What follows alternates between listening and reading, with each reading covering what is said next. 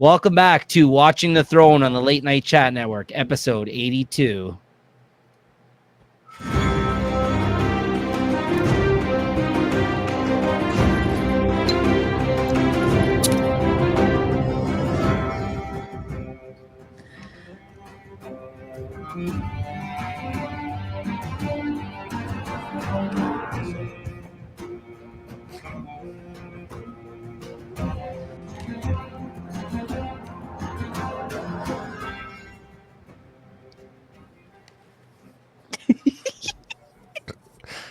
I'm back. I'm fucking tired of that That's song. new, Jay. What's going on, everybody? Welcome back. And we're almost there, Jay. We're actually almost at the finish line here. Can you believe this? A year later and 82 episodes in at this point, here we are once again for Watching the Throne on the Late Night Chat Network, everyone. We're coming to the end of House of the Dragon. This is awesome. I'm your host here, returning host, Nico, aka Maester Stats. For the purpose of this episode, I'll be reading out the the synopsis of this one. Of course, we're joined with JT, aka Viserys, who just died last episode. Hey, I'm two people. Leave me alone. And of course, our other returning co-host here, Christina, who's changed her name, I think, about 3 times since the time we logged in here. And now she's green with envy. What's going on? I like that one. Not much. I swear I just checked it a moment ago with something else. You just threw me off there. I tripped me out. I think it's can't, been that since keep starting. it together. I can't keep it together. I don't know. I could always change my mind and never know when to put it, but Yeah, but welcome back, everybody, and thank you to you guys for joining me here today. So, once again, this is our Game of Thrones now House of the Dragon overview show, where we go through episode by episode and kind of do, a deep dive kind of conversation about scene by scene, going over the synopsis of every episode. We pull the notes off of a website. I think it's Game of Thrones wiki or wiki of Westeros. I think you can find it online. That's where we've been pulling the notes off of for these episodes. And yeah, we've done all of Game of Thrones. We did every single episode of that. And we're just about to wrap up now House of the Dragon with the new season coming soon. And Christina's actually been joining us for all of the last season of Game of Thrones and now all of season 1 of House of the Dragon. She's been on a bunch of times prior to that too. You can check her out in our playlist of episodes if you guys ever want to go back and watch the show along with us and get caught up. Now's your chance. We got a playlist full of episodes here for you guys. And if you are caught up and if you have been waiting for the new season like we have been, good news for you guys. We're actually going to be doing a live, kind of like a recap show a couple of days every week after the new episodes air live. So, we'll give it a day or two for people to digest it, to watch it, to kind of maybe watch it a couple of times, because I know there's some hardcore fans out there will want to watch it a couple of times. Christina being one of those people, I'm sure. But yeah, we're very much looking forward to that. And I think it's going to be like, we're opening up the doors to any Game of Thrones fans who may know us, House of Dragon fans that do want to join us for those episodes. Christina, I think, is going to be joining us for those as well. And yeah, an open invitation if anybody else wants to join us for those. Might be reaching out to some of you guys to kind of jump on those episodes with us. If you got something to say, you want to chat about the new episode that comes out week to week with us, it'll be a lively conversation. I think you can join our small council, so to speak, as I believe we called it, right? Yeah. Hey, nice. So yeah, I like the incorporation there. Yeah, that'll be really good. We can all give each other the different designations that you're supposed to be at the table. That'll be a lot of fun. Jay, you can't wait. Come on, bro. You love this show. House of the Dragons is what made you watch. A little ball, man. Marbles not included. Yeah, man. I want one of those. But okay. That played a big part in, was it this episode or next with that scene? I'm this getting one. So there you go. It plays a big part in this episode. So, but yeah, let's get into it here without further ado, and then we'll go over the usuals. But yeah, like and subscribe, everybody. Thank you to everybody that's been checking these videos out. Make sure it's very important to hit that thumbs up button, and subscribe to the channel here. If this is your first time checking us out, check out some of our other content here on the Late Night Chat Network. All kinds of good stuff. And yeah, we've been getting a recent spike in the subscribers and people checking these videos out. So we hope you join us for the live episodes of House of the Dragon Season 2 every week. We're going to be doing that. So 8 episodes for that. So that'll be like a nice little thing to do throughout the summer. I'm really looking forward to that. And let's get into this episode here. This is the Green Council, House of the Dragon season 1, episode 9. Christina, what did you think of this one? It was half boring to me. Yeah.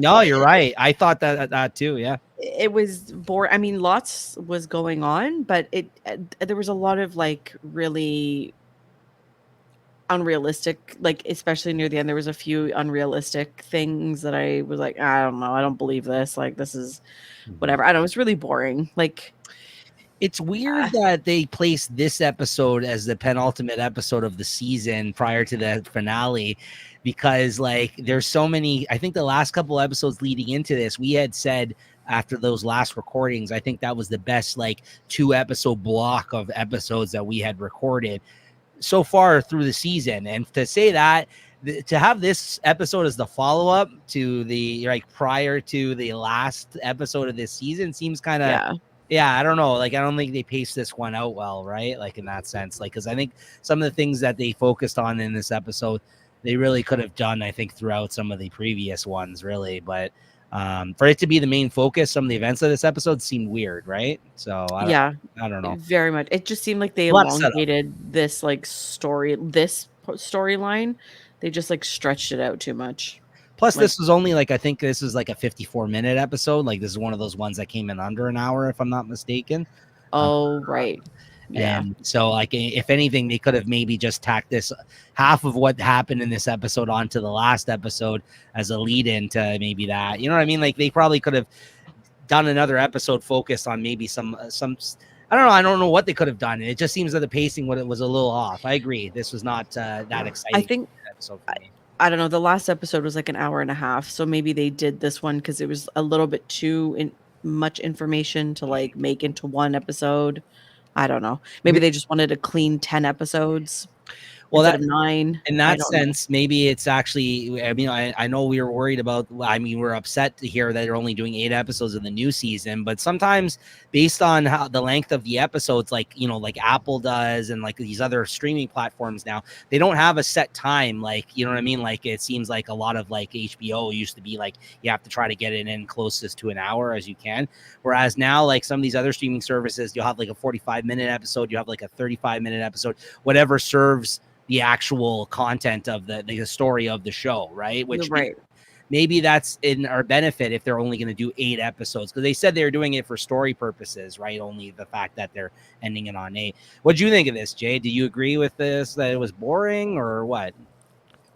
It was interesting because they still have to insert a lot of fuckery and messing with people's heads. I mean, I don't think at this point, maybe they didn't know if they were going to get a second season of it or whatever. Because of the timing and stuff like that. And, they don't know where to leave it open, right? Because now you can kind of start slowly getting into the second season in your head, even though we're not at the last episode. But you can slowly start getting into what kind of, like, there was things said in this one that they were like, they're setting up different ways that the story can go. And they could, I kind of found it setting up ways that kind of maybe if you think like I told you guys, I hope because of watching Game of Thrones just recently prior to this, I'm noticing that it's setting up things to like somehow sort of like little talks they have between a couple people here and there, and just if you're really listening to like the wording, I mean you can really kind of see where it might relate to what happens coming down the line here with the start of Game of Thrones so many years later, right?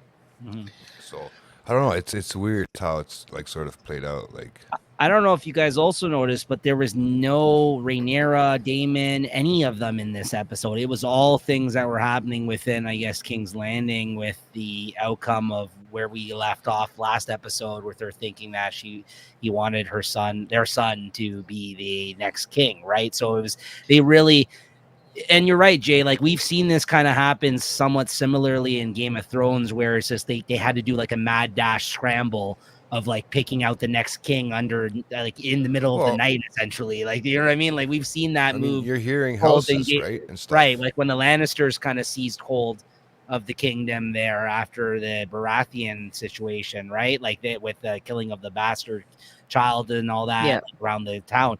That was like they had to seize the moment for themselves in Game of Thrones in that same sense. That's kind of what they did in this episode, right, so to speak, right? Like it was kind of interesting in that aspect. Like you're right, you're seeing some certain things that we've seen already in Game of Thrones, even in that instance, right? So Yep. Yeah.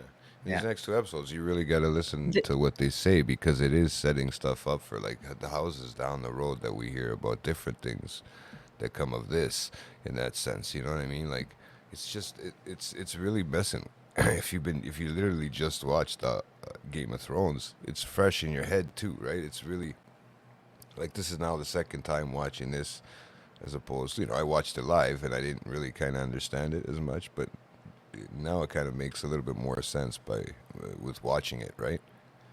Yeah. So This episode was also one of those they didn't skip years like they have for this whole season. Like this episode happened immediately, like after, like that night, like the next morning, early morning, night. So that was also different. The next two episodes kind of like they don't skip anything. It's like immediately, which is again strange, but necessary for a story, right? Yeah, but that's essentially what this episode was. There's a lot of set pieces and a lot of setting up of things to come in the next episode, in this episode. But that's essentially what it was. And I it's weird because I didn't realize until like closer to the end of the episode. I'm like, oh shit, there's no Rhaenyra on this episode. There's no like none of the things that they really touched on about it.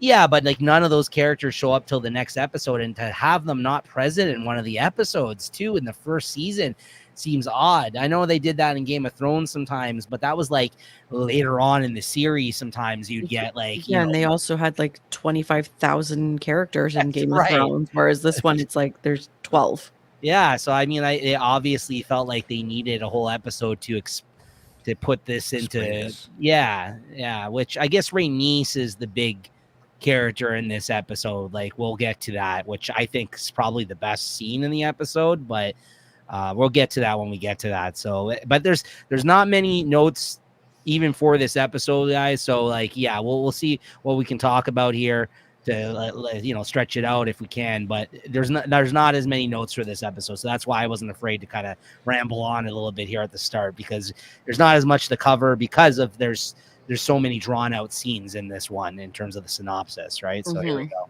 So we'll get into it here though.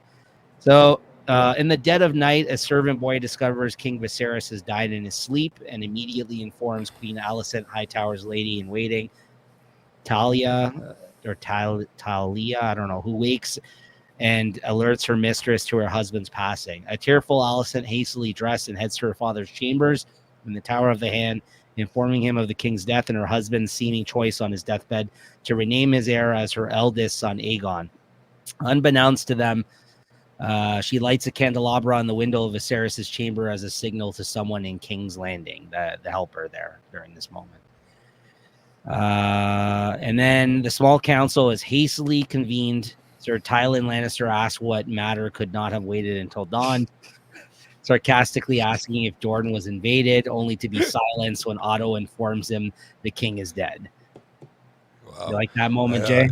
I did. It's like, this guy's just like the shit. What the fuck, man? Why are you waking me up, man? He's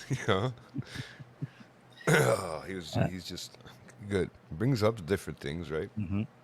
So Otto somberly notes that they grieve for their fallen sovereign, dubbing the late king Viserys the Peaceful, before noting that Viserys has given them a final gift in naming Aegon as his heir. Tywin notes that they can now proceed with his blessing on their long-laid plans, to which Otto agrees, as he begins suggesting they replace 2 captains in the City Watch, known to be loyal to Daemon. An appalled Alicent demands to know why she was not informed members of the council were plotting to install her son as heir without her knowledge, to which Lord Jasper Wilde replies they did not want to sully her with their schemes. Lord Commander Harold Westerling and Lord Lyman Beesbury are also angered by this subterfuge, with the latter furiously raging at the other council members for plotting to replace Viserys' chosen heir, his eldest daughter, Rhaenyra, with an imposter. So what do you guys think of the fact that they were plotting this whole time without her? I mean, at this council, right? Like unbeknownst to them. Christina. I wasn't too shocked. Oh, yeah, Sorry. no. Yeah, No. like I mean, it makes sense because there was such a huge it's a conversation. Like Rhaenyra being heir was not fully accepted, I don't think, even though people bent the knee. I don't think it was like, Right. especially when Aegon was born. Like it's like, well, now he has a son, so I you think they know, were and worried like about the people too as well, right? Like the yeah, people, did they trust of King's to have Landing. a Yeah, woman as a King's Landing or Y- what? you know, if anything, it actually is a good thing. I feel like that they had an alternate backup plan already in place, to be honest with you. As much as this looks treasonous, and I get it, it is treasonous in that sense, but like, you know, at least right away, you know, but to think that there's people like in waiting, like plotting against like these others, like scheming as they literally say that they are in this scene, like against, It you happens know, these days, bro. it yeah, I happens all know. the time. I People know. are always plotting on money, and You need to have a nobody's plotting backup on their plan. name and their heir. Like, who gives a fuck, But that's Like, but what doesn't make it any better though is that they actually didn't go out of their way to kill him, as they like Damon finds out when he finds out next episode, goes to believe based off this. But it's true, given everything this looks like, they were ready to make this move anyways. It really it's actually surprising that they didn't do something, but I think it was just his peaceful ways that they never really caused them any harm, you know what I mean? Because if he was a king who was somebody who was getting them in certain situations, right? Like we've seen bad Yeah. kings on the show, I think they would have just taken him out prior to now, right? Because Yeah, for sure. I think it's, if anything, it's out of respect to him that they didn't do nothing, but they're ready to fucking go against everything they But had. they didn't tell everybody, bro. That's the thing. That's not like being. This is how you split the table already, man. I mean that. Yeah. You're not. You got, if you're gonna do that and conspire or whatever you want to call it, even if it's not, because you just want to be ready. You should be consulting with everybody at the table, especially the ones that are pretty shocked right away off the bat, right? Right. So yeah, Yeah. So not interesting. I just liked how like Alicent was just shocked, like though, like she didn't like skip a beat, like about it. You could tell like how shocked she was still in like the death of her husband, and that she actually cared in this moment. She was not thinking about any of these other things. Like at that moment in time, she really just came in there kind of grief stricken. It seemed like, right? Like that's the way that's what I read from that situation. She actually seemed pretty genuine about this. Well, yeah, I think she really does love him, or did love him. Like, I don't think she. Yeah, I'm starting to see those feelings like really show, right? Like, too, in this episode, you start to notice as well, right? Like, especially right there at that first council meeting, right away off the bat. You can tell it's the look of shock in her eye. Like, what does she say? She's the only woman at the table. How does she stand up for herself? Mm-hmm. So she does though.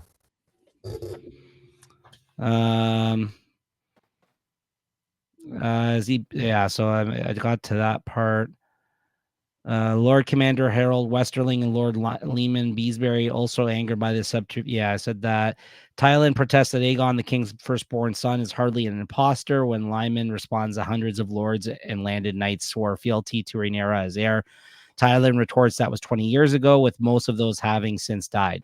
Jasper Wilde also asserts that whether they were plotting or not is now irrelevant, since the king changed his mind, to which a furious Lyman snaps that having known Viserys longer than any of the other incumbents on the small council, he refuses to believe Viserys, a tireless advocate of his daughter's right to the Iron Throne for decades, would suddenly change his mind on his deathbed, which, as we know, he didn't. He meant, it was a previous.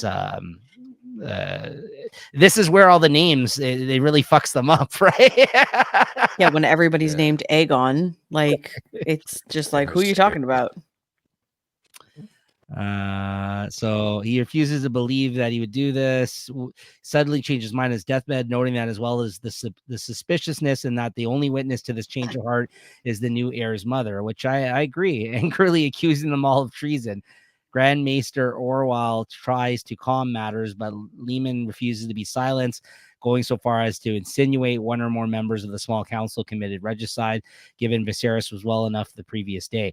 Before he can say more, barely. Yeah, I He know. was barely. He was I know. hanging on by a thread. That's the other thing, like how surprised everybody is that he died. I'm like, seriously, this guy was a walking corpse at this moment in time. Like He didn't have a half a face. Like, jumping ahead, like David in the next episode is like, what? He died? It's like, come on, man. Like you saw how feeble he was. Like, seriously? yeah, he was literally falling apart.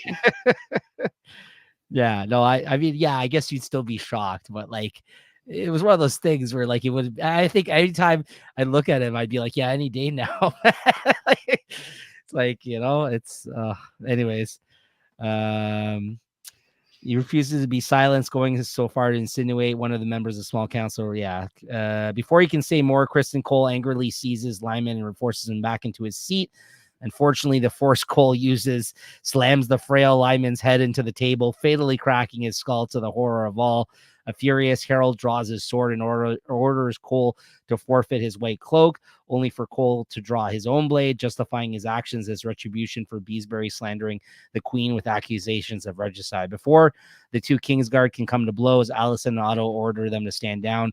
Orwell requests leave to remove Lyman's body from the room, but Otto refuses, insisting the council chamber doors will remain shut until their business is concluded. That was brutal. Him slamming the fucking old man's head off the marble. Yeah. Gross. As Otto and Tylan begin discussing dividing the gold within the royal treasury, Allison asks of Rhaenyra. Otto replies that they cannot allow the former heir to rally support for her claim. When an incredulous Allison infers Otto intends to imprison Rhaenyra and her family, Otto asserts they'll be given the chance to publicly swear to the new king. Allison scoffs that neither Rhaenyra nor Daemon will ever do so, only to realize that Otto and his fellow conspirators mean to kill Rhaenyra and her family. Orwell insists leaving a rival claimant alive will only invite bloodshed, while Otto calls it a necessary sacrifice to ensure Aegon's succession, insisting Viserys would not have wanted any unsavory power squabbles. A furious Allison shouts that Viserys would never have condoned the murder of his beloved daughter and threatens Jasper with the exile to the wall when he speaks up in favor of the plan, though Allison cannot offer an alternative when Tylan asks for one. Otto orders Harold to take his knights to Dragonstone to assassinate Rhaenyra and her family. The disgusted Harold instead resigns from the Kingsguard in protest and storms out. Mm-hmm. Smartest of them all, that dude. Honestly, he said he's the king's guy. There's no king until there's a king. He doesn't have to be there. No, that's what I mean. He took a kind of very diplomatic approach to it, but he also removed himself from having any wrongdoing in the matter at that time. He was just like, you know what? No, I'm fucking stepping down. I like that. Like he was kind of like, no, you can't get me on this. Sorry. It just kind of like begs the question though. Like it just like if the roles were reversed, like of course Rhaenyra would do it to Alicent and like her brothers. Like you don't think Rhaenyra would order the imprisonment of? Well, that's what they have to do. I mean, that's part of the whole thing, right? And I think Rhaenyra would have done it, no problem. I think Rhaenyra would have done it. Well, we don't know because she was never given the chance. I just don't. I mean, obviously, I don't think I would do it. Really wanted to deep down. I don't think she was like that. I mean, I know women don't like each other ultimately, but I don't think she would have done it. I felt she was a lot more genuine than she led herself to. Like she, some people might believe. We'll have to figure that all out. But I mean, it's gonna be a sword fight for the women soon. Allison, I mean, she kind of did make it so, like, they didn't get too far ahead of themselves there. Like, as soon as she heard them saying that they were going to take her out, though, she did try to reel it back in. Like, she's like, whoa, hold on a second here. She's like, yeah, my son is going to be the king, but, like, we're not killing her, right? Like, she did put a stop to that pretty quick because, and, like, they kind of tried to take over, like, from jump. As soon as she came in there and announced the news, they were already trying to, like, you know what I mean? Like, the fact they were so well prepared, if she didn't really speak up, she would have just got, like, they would have went along with everything, right, that they had proposed in that moment. So at least she was strong enough in that moment to be like, no, hold on, we're not killing my friend. You know what I mean? Like, because it still was her friend, right? And you got to also remember, like, the last that we left off they actually were starting to mend the relationship at the end of that last episode when they went back to Dragonstone, right? That was the whole intention of them. They were like, yeah, we should meet up sometime. Yeah, I'd like that. Like, it was one of those type of situations, right? So it was. I mean, I feel like I have those conversations with people now. It's like, oh my God, yeah, I'd love to see you. Let's get together. Let's make a they plan. never do. And then it's just like, It happens. No, you it's know, true. It takes both you see them parties. like 4 years later and it's like, hey, like we should get together. It's like, yeah, let's make a plan. I'll text you. No, you text me. I'll get it. And then, you know, sometimes you mean it, sometimes you don't. Either way, unless it's both parties that are making the effort. Yeah, But it's nice. Like they didn't end on bad terms. Like No. they both went their separate ways. Yeah. Like, yeah, well, that's what I mean. I think she would have felt a lot differently had that meeting with all of them, the last episode, not had occurred, because despite all the infighting with the family, it was mostly the kids. It wasn't them so much, like, in that moment, like by the end of the episode anyways, because they kind of already had like their squabble with one another that last episode, right? But then, you know, by the end it was just like, yeah, you know, maybe we'll get together at some point, you know what I mean? It's like, Yeah. oh, yeah, I'd like that. So that's kind of Yeah. what happened, right? So then by the time the small council session concludes, it is morning. Otto and Allison head to Aegon's chambers, only to be told by his sister wife Helena that he's not present. I feel bad for her now. Like, now I'm just like, this girl like is so like, I just, you know, she has to stay in that fucking place all day, and like her husband's a dick, like, and her brother. It's like, her husband, brother. yeah. Sir, so now, like, some of this upcoming scenes too, they kind of bounce around a lot. So the synopsis is put it in an order which kind of makes sense, but there's a couple of scenes that I'll say that it can't kind of, they happen kind of out of sequence than what the synopsis has it listed as. But I think they kind of they put these together so it kind of makes sense for each scene logically. So Sir Yeah, they Eric have to jump back Yeah. and forth. Sir Eric and Eric Cargill to find Aegon and bring him back. You know, they get dispatched by Otto. Allison asked Kristen to do the same, with Aemond volunteering himself to accompany Cole, given his knowledge of Aegon's likely haunts. The later pair head to the Street of Silk, to a brothel Aegon used to frequent, only to be told by the madam Aegon hasn't patronized the establishment in years. The Cargills head to Flea Bottom, where Eric has them search a fighting pit where children, including some of Aegon's own bastards, are forced to fight for the cruel amusement of the small folk. Eric calling Aegon's attendance at such events, which he had to accompany Aegon to as his sworn shield, proof the prince isn't fit to be king. An agent of Mysaria approaches the Cargills, informing them that Mysaria is holding Aegon prisoner and will reveal his location in exchange for an audience with Otto. Anything about this? I thought it was kind of interesting how. And did you notice when they went to go look for Aegon, and he hadn't frequented that place, and he had only been there once with his brother, which was to get it wet. I'm pretty sure that's what was said there in that one. When they were walking to that thing, and then I think that was the chick that maybe he lost his virginity to, in a sense, because did you notice the look that he got? No, she also said, "Oh, how you've grown! Like, it's been a while that too. since Yeah, I've at first, seen but I you." was insinuating that weird look because he was kind of. No, they knew nervous each about other. it, yeah. That's why he kind of like didn't say much to her, and he was trying to like look away, right? Like, He played it smooth. how can you hide that fucking face though, even with his stupid cloak? Like, he's got a fucking eye patch, and his eyes all fucked up, and he's got the long blonde hair. Like, you're not hiding. Got who the you are. white, Sorry to- pale fucking skin. Yeah, you're not hiding who you are, buddy. I don't care, right? Like, come on. Yeah, and it's like, oh yeah, I'm trying to be so inconspicuous, but let me walk around with a huge cloak. Yeah, I know. Like, Yeah, over my head. what is this? Like, who are you? It's gonna throw a Like, hat on. 400 degrees Yeah. there, and it's like, let me just throw on my cloak. It's like wearing a winter jacket in the summertime. Like, who the fuck are you? I know. She's like, oh, hello to your friend over there, or whatever the fuck she said. It's like, oh yeah, Yeah. your friend over here too. I also thought like the fighting pits with the children were interesting. It's like, yeah. I was like, why would they do That's that? It cool, was man. like Well, put them to Lord of the work. Flies. Well, again, like, I feel like we don't spend too much time in these areas all too much. Like, No. there's a Maybe lot of those it. would turn into wildlings. Like, there's a lot of things in Game of Thrones. There's a lot of scenes in Game of Thrones where you see them like go to a brothel or something like that, or like Flea Bottom.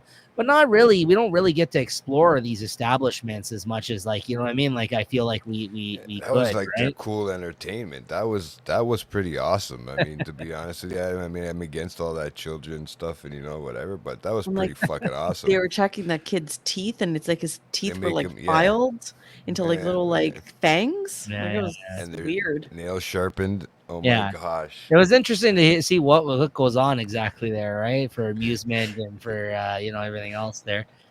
And then in the Red Keep, Otto has the nobles present at court herded into the room. It informs them of Viserys's change of his successor, insisting that they bend the knee and swear allegiance to Aegon.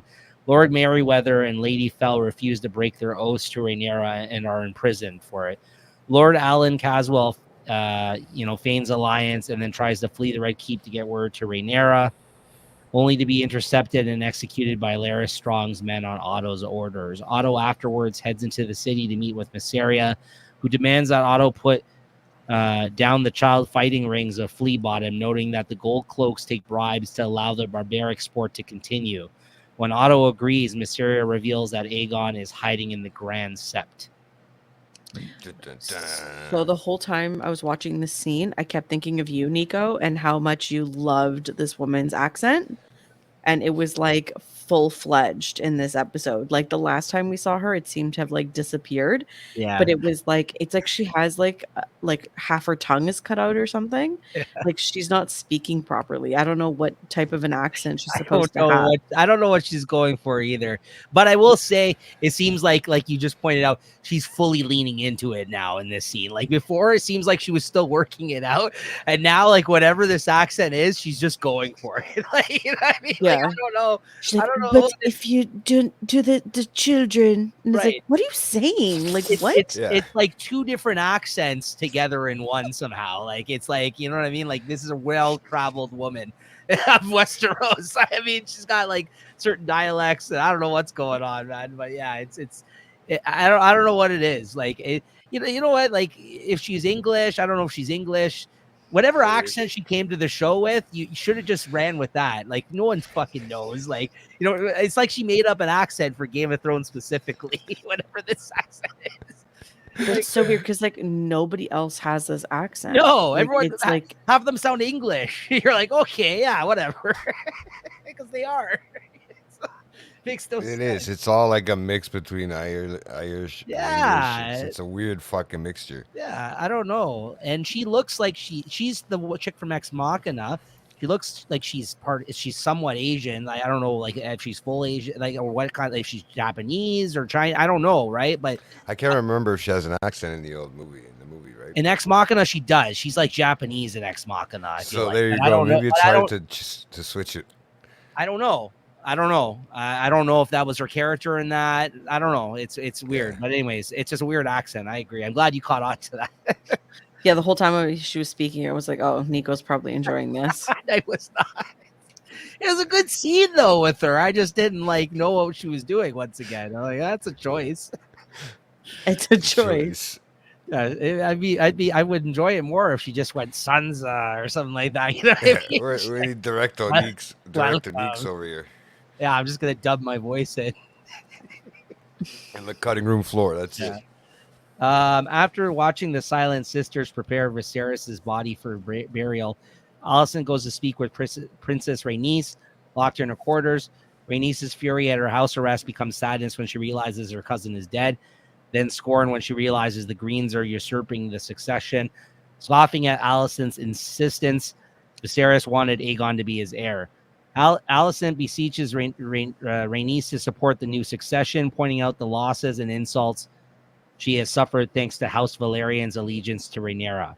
Her daughter dead far from home in Pentos, her son cuckolded, and the illegitimate children of his wife's affair passed off as his rightful heirs. Her husband abandoning her to wage war in the Stepstones. And insisting that Rhaenys should have been elected queen by the Great Council of 101 AC, offering to grant her rule of Driftmark to pass to her granddaughters if she helps maintain the peace. Rhaenys rebuffs Alicent's overtures, coldly replying that for all her flattery, Alicent is just helping her father and son perpetuate the system that denied Rhaenys the Iron Throne in the first place. So she basically promises her what she could have had before, but she was denied to her if she goes along with the fact that Aegon needs to be the rightful heir here, right? Okay, this is a fucked up scene. This next one, you got Arik and Eric find Aegon in the Grand Sept, only to be ambushed by Aemond and Kristen outside. Eric refuses to help put Aegon on the throne, flees the scene, while Kristen overpowers Eric in a duel. Despite Aegon's insistence he doesn't want to be king, he is dragged back to the Red Keep. Alicent confronts Otto and asserts that Kristen Cole will be raised to Lord Commander of the Kingsguard. Aegon will be crowned at dawn the following day in the Dragon Pit, and that they will send generous peace terms to Rhaenyra on Dragonstone, ignoring Otto's warning that Rhaenyra, Daemon, and her supporters will not submit, and his speculation Alicent doing so is more about wanting to spare the life of her childhood friend than acknowledging Viserys' love for his daughter. Afterwards, Alicent meets with Larys, who, in exchange for being allowed to masturbate to her feet, informs her that Talia is one of several spies within the Red Keep who feed information from within the castle to Mysaria. Alicent instructs him to eliminate the spy network, and his agents burn down Mysaria's in the dead of night. Before dawn, Rhaenys is freed from her chambers by Eric Cargill, who insists he can't let the Green's treachery go unchallenged and escorts her from the castle. So yeah, that was fucking weird. Yeah, you're telling me. I mean, you know, people have foot fetishes. It's a thing. Exactly. So, you know, let people live. That's fine. They're allowed. Not gonna shame them, I guess, but I'm just so like saying. my thing. Okay, maybe. But he's using, he's using it. I don't know, man. Yeah, I mean, I guess because he's got. It's a power move. It's a power move. It is. Like, you want information? You're gonna let me up there jerk off to watching your everything. feet. Yeah. I mean, it's kind of shitty because he weirdest can't. power move ever. Yeah, I mean, it doesn't even pull it out. Like, it's kind of like he has to fondle himself when she has her back turned, right? Like, and I kind of like that she's got like a spot to put the feet. Like, this is the first time we've seen it in the show. But that's what I mean. But this is the first time we've seen it in the show. But since he started feeding her information years ago, this has been going on for years, most likely, right? Like, this is what we have to believe at this point. Is that imagine having that conversation? Like, can you imagine the first time that this was brought up? Right. Like, I'll give you information, but yeah. But like, imagine it's just to take her socks off and stuff, like whatever, pantyhose, whatever. Like, oh my god! But she had like a position, like there was a piece of wood that she like put them on so he could see, and then like there was like, you know what I mean? They had their whole thing. It was all planned out. Yeah. I know, but can you imagine the first time that like, it's like they're in an intimate relationship? Like that's like, you know, that's with somebody's feet. Stuff you like only, you know, plan out with your like. I don't know. That's so weird. That's so strange. So like, I think the last time your husband, I don't know how. Like the last time this time jumped, previous. There's no fetishes over here. There was that scene. Where he says, "You're gonna owe me something if you know for this information somewhere down the road." Blah blah blah blah blah. That happened years. Well, he said that. He said you were gonna owe me something, right? So like, so we as viewers have to assume that this has been going on for some time. Like that's what the impression that you get from this scene. Just be like normal and ask for a castle or something. Like, no, I want your toes to like, you know, splooge on. Okay, hold on. So there's that. The other interesting aspect about this is somebody whose feet don't work right. So and he gets off to her feet. Right? Like you gotta I thought about that. Yeah. But like no, I know it's weird. Don't get me wrong. I mean, it's a thing, but it's also, you know, then also you got to think of it, Christina. There's that power aspect too. These are queen's feet, so like that. There's that part of it too. Okay, it gets him extra hard. That's what he's trying to say. These are royal feet. These are royal feet. I don't have fetishes nicely, like this, so I don't go into cut. depth with my thoughts. Yeah, her feet look Christina, pretty good for somebody from back then. Yeah, talk to Jay. He's depraved. Jay, explain to Christina how foot fetishes work. Let's I like other fetishes, but we won't get into that. Make sure this is a hashtag and see how subscribers we get with this one. Let's save that for what? Hashtag feet. Yeah, some premium, bro. You got to remember this guy. This guy was ahead of his time. This is premium foot content that he's got going here. Premium. The original Foot Finder. Yeah, I guy's had to ahead of take it. my shoe off. bro. This guy's a Renaissance man. Hilarious. And yeah, it's the weirdest shoe too. I keep looking at it when they pan to it. It looks like he's got like a metal fucking shoe on. Like it's making it even worse. The poor guy. You know? No, but even worse. And no, but Nico's right. He didn't even like whip it out. He just like, what No. does he just like come in his pants? He like kind of Like- fondles himself inside of his pants. Yeah, he doesn't even like pull it out. So I thought He he didn't would have toilet paper to clean up or tissue. I or mean, anything, she had her so- back But they also turned. shower like once every 3 months and wash their clothes every like 35 Never. days. Like that's so gross. He, like, It's lives kinda in like it. my lifestyle. My God. Lives in his crunchy Yeah. pants. This fucking lives in his own filth, like Jay. I'll move over so you can Anyways. see it all. We're so mature. Moving on. Moving on. How- Out in the streets of King's Landing, Rhaenys insists that she needs to reach the dragon pit to free Meleys. Is it Meleys? Having been previously told by Alicent, her imprisonment was partly to deny Rhaenyra another dragon that could be used to attack the Greens. But Eric insists it will be impossible to reach and that they must make for the docks and get aboard a ship before the Greens discover their escape. Unfortunately, the pair get separated by a surging crowd. The gold cloaks are hurting to bear witness to Aegon's coronation. Initially panicked at being parted from her only ally, Rhaenys smiles when she realizes the crowd are being directed towards the dragon pit. Alicent and Aegon ride in an enclosed wheelhouse.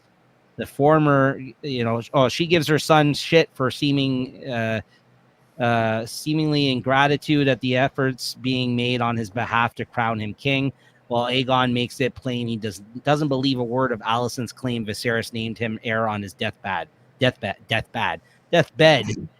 Viserys had 20 years to change the succession from Rhaenyra to Aegon and never did, concluding that his father never truly loved him. I mean, even this guy can figure out that this is wrong, this information, right? Like, I think there's something very telling about that. He's like, get the fuck out of here. Even he's like, I mean, he doesn't want it. We actually didn't really explain it in the notes, but there's this whole fucking scene when they go to like retrieve him. What do they pull him out of? Like a fucking rock or something? What is that? They have him like, You know how like when you go into church and they have like the candles that you light, like, and you the bench. The bench, like, yeah. But no, they have like a thing of like candles off to the side where you can light it and say a prayer and whatever. I think it was like a table of candles, and because they're in the Great Sept, so it's like a religious place. And I don't know, like, so that whole going back, I know we've moved forward. Yeah. I didn't understand why there was 2 teams looking for him and why they were fighting each other afterward. Because Cole, there was a reward. It was he won. People, he won up to them, and he obviously he's kissing Alicent's ass because that's it. Her. Also, the other guys were against this happening. The other guys that were set off to retrieve them were actually working for Rhaenyra. And her not even knowing in that sense. Because remember, there was Otto sent the twins, like the brothers. But they really are supposed to. Jay's right too. Like, but one of them was, the other one wasn't. And it was only one of the brothers that. Right. But I think that's why they were trying to that's why the one brother left him. Remember the one brother, he was fighting him, and the other one didn't get involved. That's why, because the one brother that was there actually wants to bring him, wants to do right by Rhaenyra's side of shit. So that's why he was. So they were trying to find him to keep him from. Yes. Yeah. So that's why Kristen Cole. That's why they were both dispatched, but the Kristen Cole, I guess, caught wind of what was going. They caught wind of what was going to happen. So then they went ahead and they tried to stop them in the streets, and that's why they kind of dueled against each other. And that's why it's because they were also Kristen Cole working on the same side. Also, Kristen Cole was trying to, he wants to be the one to bring him back, right? Like ultimately as well, right? Like so it looks better on him. And his brother didn't give a shit because he's like he doesn't deserve to be king anyways, right? And as we know now, he was trying to get Kristen Cole to work for him, right? In that moment, right? Like that's why he was trying to talk to him about like, why does this guy doesn't fucking deserve it? He's like, I should be king, right? So, yeah. Okay, yeah, because I was like, I don't know. I thought I understood, and then I've watched this episode like 3 times, and I'm like, I feel like I understand, and then I get confused. That's what I got from it, right, Jay? You're right. No, that makes sense. It's not that confusing. It really is. But they didn't It's just explain a lot it of well, stuff though. happen. They It's a didn't lot of explain stuff it well. happening, being chopped up quick too, right? Yeah. So you gotta. There was two. They were sent off. Basically, it was like 2 different parties. One, yeah, like Nico said, working for Rhaenyra, and one that's working for Hightower and Allison in a sense. I keep saying Otto because Otto's just a fucking trying his power move that he's using, which is his own fucking daughter, which is really, you know, kind of hurting in a sense, and it just sucks in this whole scenario, right? But it's a whole fucking shit show right now. Everything's up in the air, and there's everybody first to get find Daemon, right? Yeah. Sorry, Aegon. What am I saying Daemon for? Devil. Allison presents Aegon with his father's dagger as proof otherwise, as she tries to convince Aegon to go against Otto's wishes to assassinate Rhaenyra and her family and spare his half-sister's life. Aegon interrupts to ask his mother if she actually loves him. Allison despairingly calls him an imbecile as if the answer were obvious. At the Dragon Pit, while Otto announces Viserys' death to the population of King's Landing, Rhaenys uses the distraction to slip into the subterranean caverns where the Dragon's Pit's draconic occupants are housed. The royal family watches on a hastily erected dais as Aegon sullenly marches through a procession of Targaryen guardsmen and gold cloaks to be ceremonially anointed by Septon Eustace as king. Kristen Cole completes the coronation by placing Aegon the Conqueror's crown on Aegon's head, whereupon Eustace proclaims him Aegon, second of his name. The crowd begins to cheer and applaud the newly crowned king to the point that the initially reluctant Aegon finally begins to warm to his new position. Hey, do they really have a choice the way they got forced in there? I mean, you gotta cheer, otherwise you're fucked, man, at the end of the day. Yeah. I mean, that's why I think there was like a lull. Like at first, there was, if you notice, there was a gap in the applause after they kind of just stood there awkwardly for a moment, and then you got that one guy in the movie, just the slow clap guy, and everyone's hey, oh shit, should I start to clap or not? They didn't really say anything until Kristen Cole was like, Aegon the king, and then it was like, oh, okay, the cool. one thing I liked about Aegon is his face. It had changed how it was slowly changing through this episode in the sense of that he went from like a whiny little bitch to but not liking it to like almost fucking getting balls all of a sudden, like they dropped, getting like high on the power. Well, I got the dagger, I got the fight, so it's tripping him out too. The dagger was definitely a game changer. Like when he saw the dagger, he's like, "Oh, this is for real, eh?" Like because up to that point, he was going out of his way to fucking hide, like just because he didn't want the responsibility, right? Like he didn't want to deal with it. So. I mean, don't forget, this is the same guy that was jerking off outside of a window in the last couple of episodes. Yeah, he was starting to be my favorite. Now I know with that look, he's starting to get like an evil look to him now, and I don't know if I'm liking it. So at that part when he was, you know, standing out jerking off to the world, that was the best. Okay, I need answers now. What's worse, the jerking off outside of the window or jerking off to the feet? Go. The foot. I don't know. The window's pretty fucked up, but the foot. No, the foot. I don't mind. Here, I'm king of the world as I'm jerking off. You know, that's the best. You know, like a fucking Titanic moment. What's he really jerking off to when he's jerking outside the like anything he wants? Like exactly, bro. He's probably hitting the guards that are sitting down below, you know, and seeing like they think it's just bird shit. So, but no, he just like I don't know. Like at least he has it out. At least he's putting it. That's true. At least he's doing something with for it. the world to see. There you go. Yeah, he knows there's no Kleenex, bro. He's not gonna sully his crusty, crinkly pants. As he draws black fire and thrusting it into the air to bask in the crowd's adulation, all while Otto and Allison smile in satisfaction at the seemingly successful completion of their plans. Without warning, the floor of the dragon pit erupts, and the cheering of the crowd turns to screams of panic as a colossal dragon claws its way out from the caverns below the main hall, flattening panicking spectators with its tail and talons. Poor That was fucking sick. randoms that get hit up by That this. was sick. I also just ask, I'm like, isn't there a way in and out of this dragon pit that doesn't require busting through the floor? Well, that was a power move on her part. That was Oh like, yeah, fuck you for guys. sure. Like, watch And this. she's got a shit. big dragon. Yeah, I think there is, but she just was like, no, I got to make a fucking exit Yeah. here, right? I think it was more that than anything. Well, I think she had to steal it back too, in a sense, And then because she all of a was kind of sudden she locked has- up there. She has armor on. Like, you had time to put armor on. She must have found it below somewhere. It's the Red Keep stuff. It's But the. She I found think time it's to the put Lannister it shit. on. Yeah, I mean, hey, It's easy, look man. Like, badass. come on, when you have Gotta somebody make it helping you I put don't know. clothes This whole on. scene. Okay, yeah, it was cool. But I like, like it was this scene. so- It's the best scene of the episode. There's nothing else going on, really. That's true. Exactly, dragons. No, it was pretty cool because at that point it was just like, oh my god, is she gonna blow them all? Like, Right. Also, like Rhaenys is getting ping ponged around by both of these fucking parties since the fucking beginning of this show, and like it seems like she's got a good head on her shoulders, right? And she's already been fucked over once. You know what I mean? Like, Sorry, Viserys was her cousin, right? yes, If I'm not mistaken. yeah. I just Yeah. feel like, you know what I mean. This was like her finally taking a stand and being like, "Fuck you guys," like I'm out. Like, Well, did they were pushing her around a lot. The guys were Yeah, pushing her around a lot, and when it came to course. shit, because her husband wasn't around, right? Which is not fair, obviously. Yeah. You know, as much as I always say that, guys. Sucks. Yeah, I just put it sucks for all the innocents killed by being in the middle of their family's beef here. Fuck that. Who cares, bro? You just they're gonna make a bunch more now for the next episode. So yeah, she comes through. As the Greens on the dais watch in horror, the dragon emerges from the ash and debris thrown up by its escape, revealing itself to be Meleys, with Rhaenys sat astride her back, clad in the ornate suit of dragon rider armor, as Christina pointed out here.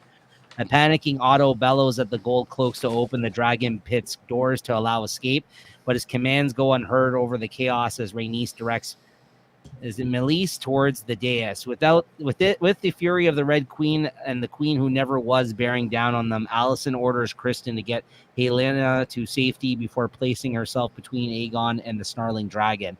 Despite having the entire Green faction at her mercy, whether out of respect for Alicent's love for her son or refusal to make herself a kinslayer, Rhaenys withholds giving Meleys the command to kill, as he kind of cowers behind his mother, the fucking new king there. He like fucking hides behind his mommy in this scene. But Alicent, you know, she stands tall still, which I gotta stands respect. tall, man. mama's Mother. love. You know, Yeah, it doesn't yeah. matter. You're gonna protect your baby, and if you're gonna burn, let me burn first. Yeah. You know. She could have just put an end to all this, though, here, eh? Like, she could have. Like, she got the drop on them, 110% here. Like, they were not going anywhere. They were done, but she chose not to, right? But, She played a bigger role. Like, diplomatic who knows what her approach. plans are gonna be. Yeah. As the Red Queen roars at them, Rhaenys gives Alicent a cold look, signaling her rejection of Alicent's request for her support before directing her Meleys towards the dragon pit's closing doors. The dragon furling her wings about her and gliding through the doors with inches to spare before flying off. Alicent and Aegon watch Rhaenys go, aware she is likely heading straight to Dragonstone to inform Rhaenyra of what has happened, as well as fearing how Rhaenyra will react when she learns of her father's death and the usurpation of her throne. There you go. Dun dun dun. The episode. Yeah, we stretched her out here. We got to the hour mark just about here. So yeah, that was a good last scene. But I think otherwise, I think we were right in saying that this is a pretty lackluster episode in the grand scheme of things compared to the rest of the season, right? Like, I mean, even reading some of the events in this episode wasn't exciting for me.